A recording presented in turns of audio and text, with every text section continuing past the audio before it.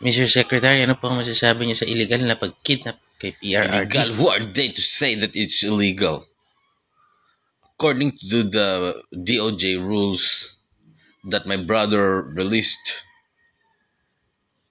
I told him to release something that would be legal to my mind to be executed.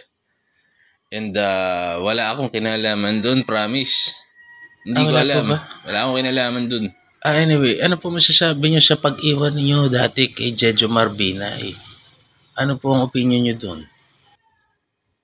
Well,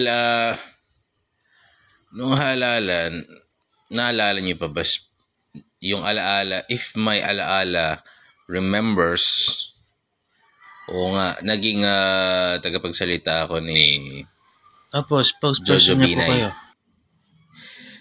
Pero nagdesisyon akong iwanan siya at kumampi kila Duterte kasi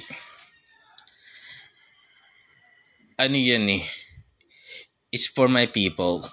You mean yung taong bayan ng Mas gusto Cavite, siya sir? ng mga people ko. So gusto ng taong bayan ng Cavite Yes, si Pangulong Duterte.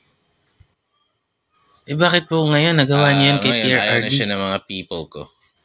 You mean the people of Cavite? Hindi, yung mga ano ko, cronies, let's enough with the questions. Enough with the questions. Sir, question. Wala akong kinalaman dyan, promise.